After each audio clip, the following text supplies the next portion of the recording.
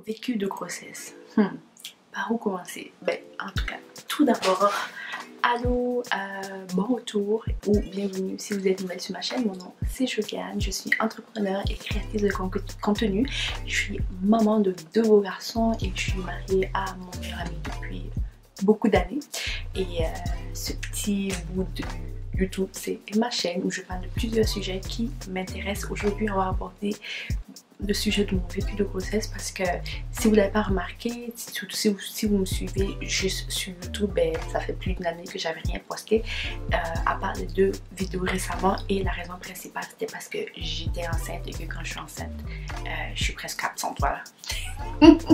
Mais on va faire un beau fil chronologique et je vais aborder plusieurs sujets vite fait avec vous. D'abord, on va parler de comment est-ce qu'on a su qu'on était enceinte. Ah, que j'étais enceinte. Ok, qu'on est enceinte parce que oui, l'homme aussi est enceinte. On a aussi subi tous les aléas de la grossesse quand la femme est enceinte. Bref. Ensuite, on va parler de la condition qui fait que mes grossesses sont super difficiles physiquement et mentalement et que je suis littéralement délivrée quand j'ai le bébé dans les bras. Ensuite, on va parler du postpartum un peu, comment est-ce que je fais au niveau comme de l'entrepreneuriat, comment j'essaie de gérer le tout, et on va peut-être parler de l'allaitement si on a le temps. Je veux garder ça assez bref, mais on va commencer par comment on a su. Alors, comment on a su que j'étais enceinte? Ben, c'était assez évident parce que moi, je suis une fille, je fais partie des filles qui sont super réglées à la date près. Fait que je sais qu'il y a quelque chose qui cloche, puis je sais pas pour vous, mais moi, mon mari, j'ai l'impression qu'il connaît plus mon cycle que moi, ou en tout cas que j'ai vraiment beaucoup de symptômes prémenstruels parce que avant que j'aime mes règles, il me disait: oh, toi tu vas avoir tes règles dans 1 ou 2 journées, puis ça arrivait vraiment. Fait que j'avais pas eu mes règles pendant 2 jours. Fait que là j'ai dit: oh my god, mes règles sont en retard, il y a quelque chose qui se passe. Puis là il m'a regardé, il était comme genre c'est fini là, t'es enceinte. Puis là j'ai dit comme non, on sait pas, on va attendre. Je pense qu'on a attendu 5 jours à ce point là parce que je pense qu'au fond de moi je le savais, mais j'avais juste peur de ce qui allait arriver. Mais finalement c'est lui qui m'a dit: ok Jo, t'es enceinte, alors j'étais des tests de grossesse, puis on va juste en avoir le cœur net. Donc je me rappelle, je pense qu'on était allé chercher mon plus grand à l'école, puis après on est allé à la pharmacie, on a acheté les tests de grossesse, on est revenu à la maison, on est allé dans la salle de bain juste nous deux.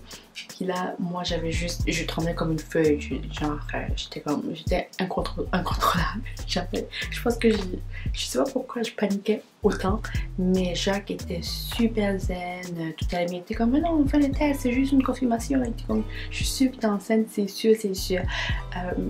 Donc finalement j'ai fait pipi sur le petit bout de bâton et je lui donne parce que je dis comme: non, moi j'ai pas la force de regarder ça. Je tremblais littéralement, mes mains tremblaient, et donc je lui ai donné ça, puis j'étais comme: je veux pas savoir, c'est toi qui vas me dire. Et là quelques minutes plus tard il se retourne puis il me dit: Jo, t'es enceinte. J'étais comme: what? Puis là je pense que lui s'est assis quelques minutes, puis on a commencé à se regarder, puis on a commencé à rire. Mais moi j'avais comme toute une vague d'émotions, et pour être sincère là, comme oui il y a la joie qui est là, mais disons que c'est vite inhibé par plusieurs choses. Tu te poses des questions: oh my god, est-ce que comme vraiment des questions légitimes aussi, parce que tout d'un coup il y a tout qui passe dans ta tête. Tu te dis: oh my god, est-ce que je vais aimer ce bébé là autant que j'aime mon premier bébé? Est-ce que financièrement ça va aller? Est-ce que je vais être malade? La question principale et la plus importante pour moi, et ça s'est avéré que oui, je suis quand même super malade, voilà. Mais donc voilà, c'est comment on a su, vraiment super random. C'était chill pour Jacques, pas pour moi. Et comme on était super contents, hein, sérieusement, on voulait avoir un deuxième enfant, on n'avait juste pas prévu. C'est vraiment comme ça qu'on a su.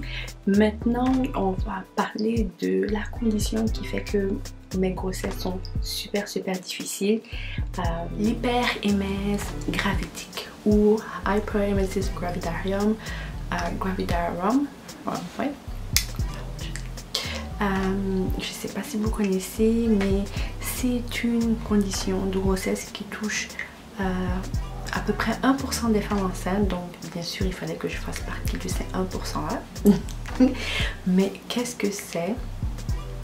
Ce sont en gros ce sont des vomissements et des nausées excessifs.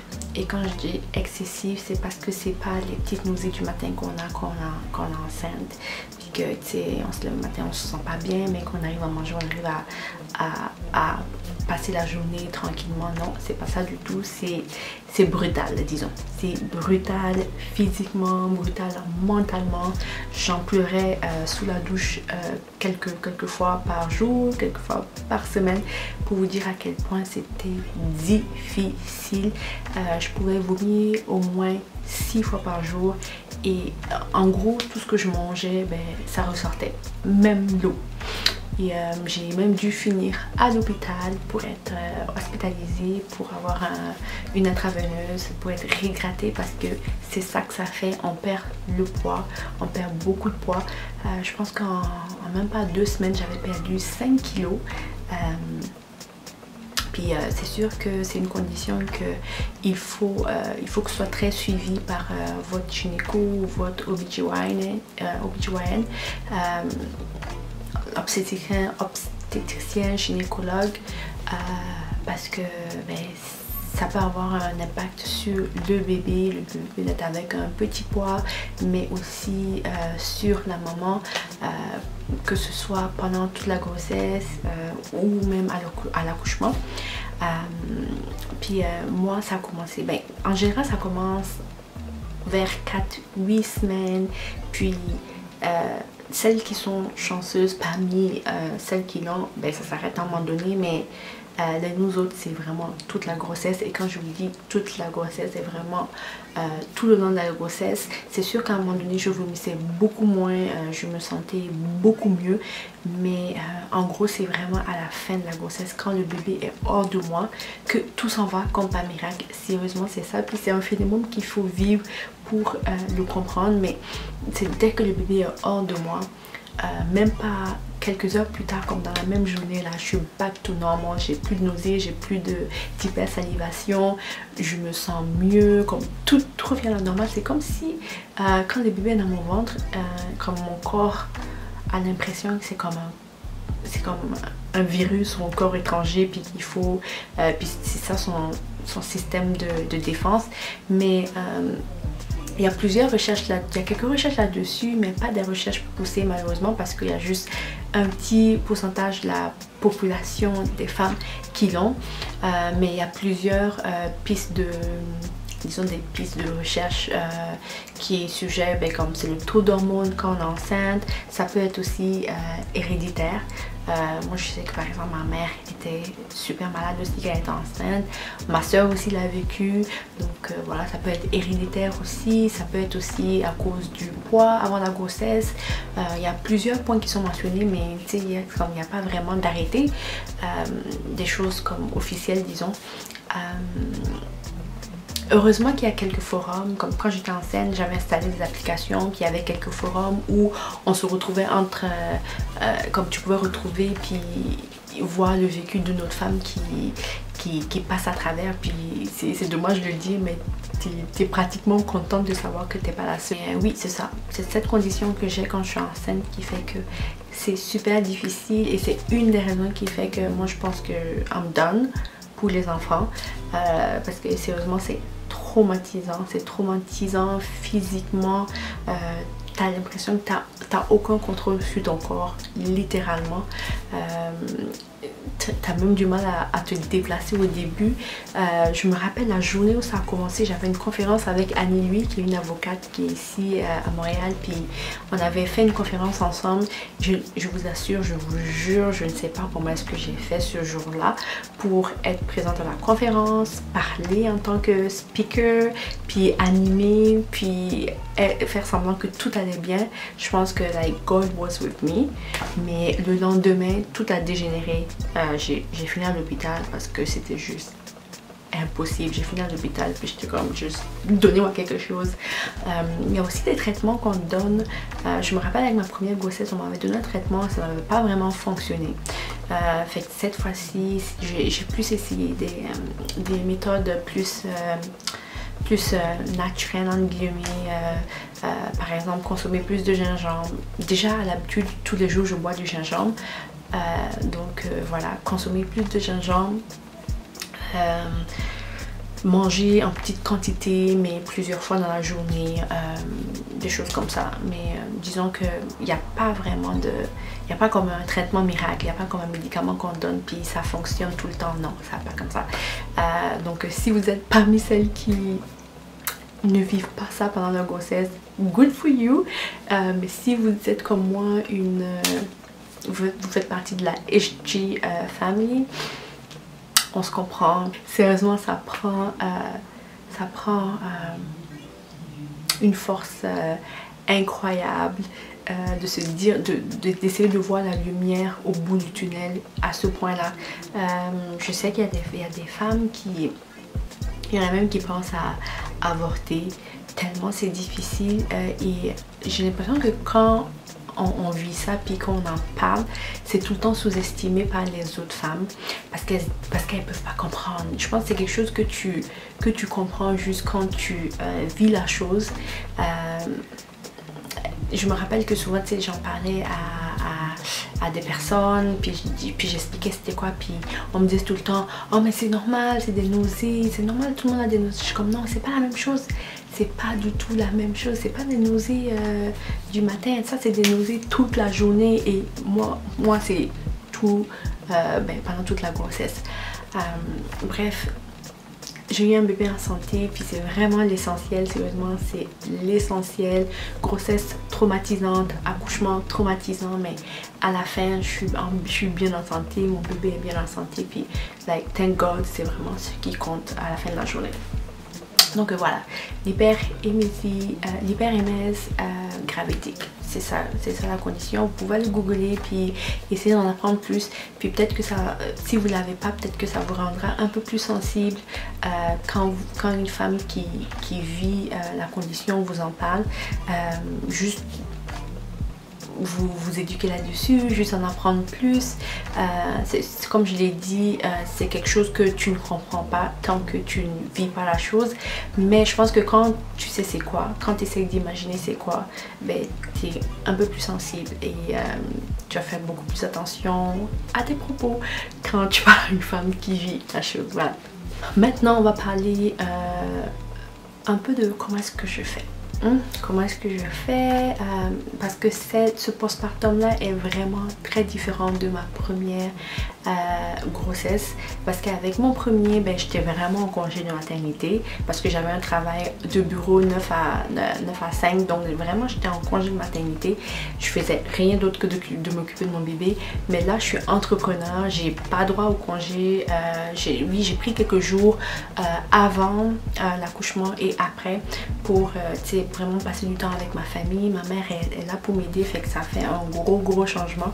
Mais disons que j'ai dû repartir, j'ai dû retourner au travail littéralement quelques jours après. Puis je me rappelle que même quand j'avais accouché, le lendemain, j'ai changé des emails comme pour le travail déjà. Donc voilà. Mais comment est-ce que je fais? Je pense que pour le moment, j'ai pas encore trouvé une vraie balance. J'y vais avec le flow de la journée. J'essaie de faire des priorités par jour. J'essaie de... bien sûr, je fonctionne beaucoup avec les listes. Pour vous dire la vérité, je ne sais pas comment je fais. À la fin de la journée, je suis à plat complètement. Je m'endors sur le sofa comme complètement KO. J'espère qu'avec le temps, je vais arriver à plus placer les choses puis suivre vraiment l'emploi du temps que je me fixe. Mais pour le moment, il n'y a vraiment pas de miracle, guys. Il n'y a personne qui peut faire ça parfaitement. Moi, je travaille à mon compte à 100%. J'ai pas encore toute une équipe derrière moi. J'ai pas comme une personne qui va manager mon temps ou une autre personne qui va répondre aux emails pour moi. J'espère que j'atteindrai ce statut-là un jour, genre plutôt que tard. Mais pour le moment, ce que j'essaie de me dire, c'est que je me mets pas de pression. J'essaie pas d'être parfaite, j'essaie pas de tout faire. Non, j'essaie de tout faire, mais mon corps me montre tout le temps que no, you can't. Mon corps me lâche littéralement.